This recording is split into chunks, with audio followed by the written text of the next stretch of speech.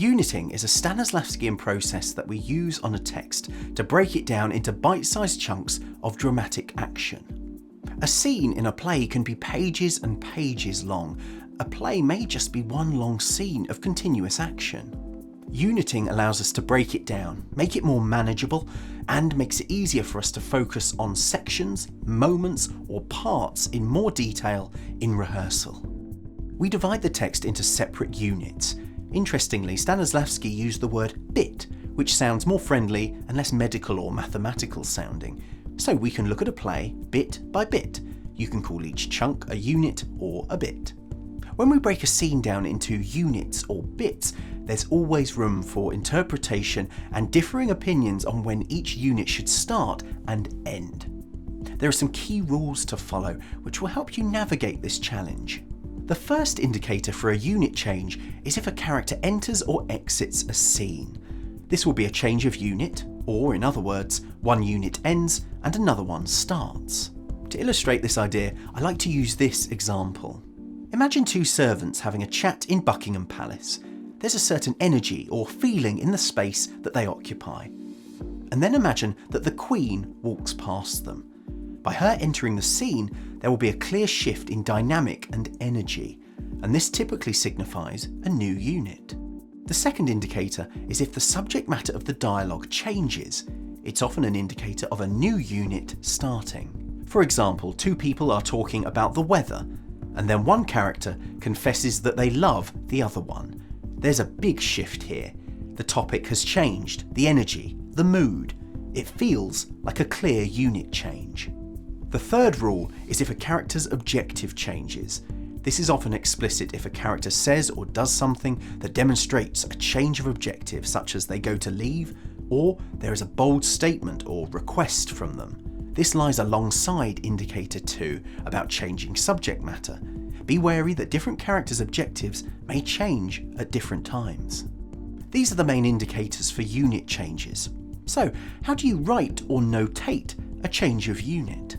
I would always use a pencil, I'll explain why in a bit, and draw a horizontal line across the page to break the text. This indicates a unit change.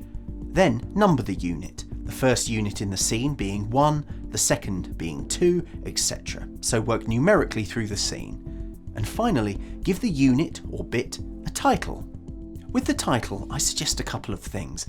You want it to accurately describe or encapsulate what's happening in the unit. Chat isn't a good title for a unit, it's too vague. The two servants chat about the Queen's outfit today is clearer whilst still being concise. And with the titling of each unit, I enjoy making them catchy and memorable. Perhaps a pun or a bit of alliteration in there. Chit Chat about the Queen's hat has a bit of alliteration and rhyme in there. The most important thing is that by reading the title of the unit, it should remind and inform you what's happening in that unit. A title like Chit Chat about the Queen's hat is concise, accurate, fun, and memorable. What's crucial with uniting a text is that it needs to be efficient and useful for you, the actor. It's not about right and wrong. Be careful of over-uniting, such as trying to unit every couple of lines and getting bogged down with it. This will waste a lot of time and energy. Stanislavski said on this, "Do not break up a play more than is necessary. Create a channel outlined by large divisions." Respond instinctively. If it feels like there's a shift or one of the indicators definitely happens, make it a change of unit and keep the work flowing.